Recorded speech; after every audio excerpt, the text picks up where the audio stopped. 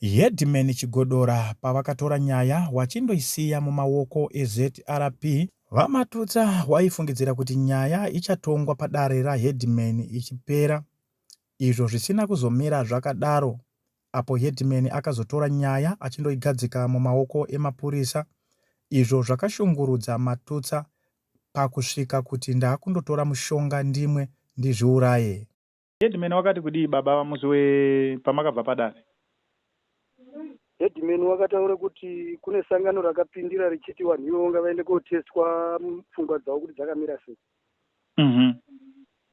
Kana vachinge vatestwa toone kuti kana vaine pfungwa dzakashota ndokutoti vanhu vakaita izvozvo vatorwa.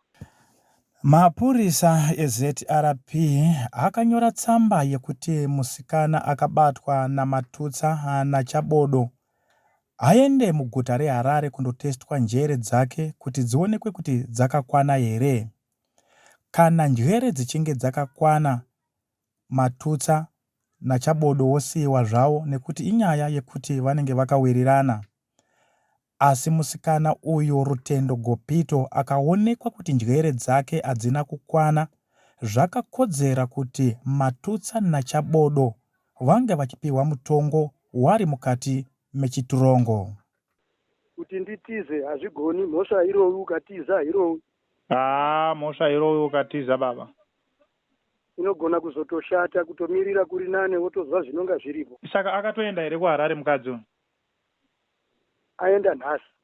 Aenda nhasi, saka maresults akaenda nechii? Ndiani ari kufambira nyaya dzacho? Handisi kuziva kuti irurawo here iri kuferefeta nyaya dzacho, asi ini ndakataura nemupurisa ari pamatondo echiti nyaya iyoyo yakasvika panapa, saka vari kuenda nhasi.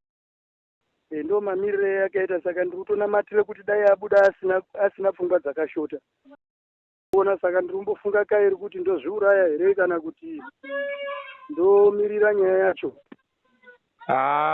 Baba, kuzviuraya hakushandi. Musaite pfungwa iyoyo. Zvakundinetsa.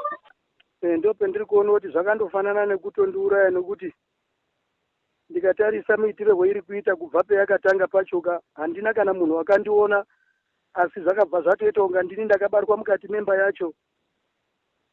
Wakatobarwa mukati memba wacho wakatomira kusaidhi, hapana kana zviri kumboitika, but inini wacho ndini ndatoteki nenini. Saka uyu ningirikini anonzani uyu ndi Chabodo? Chabodo wari kuti kudii nenyaya yake wacho? Wari kuitora sei? Wari kuti chii? Obviously kana kuri kutoenda kumapurisa tinotorwa tesi. Zviri kundinetsa wena.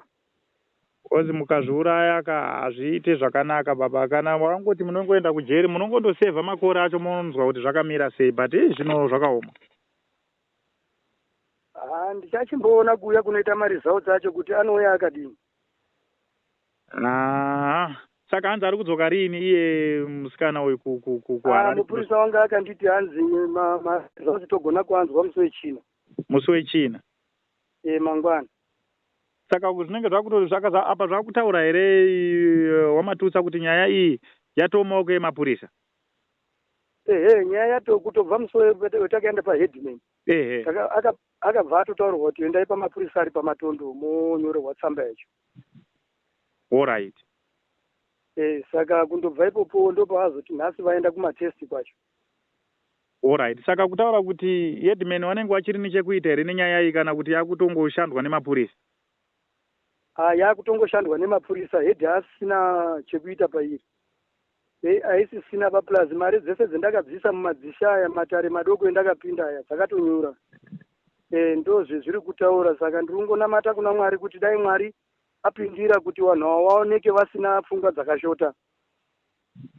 Kutaura kuno mapurisa eZRP Mutare akabata Matutsa naChabodo wakamirira kupiwa mutongo wavo, apo tisati taziva kuti Matutsa naChabodo vachatongwa rini.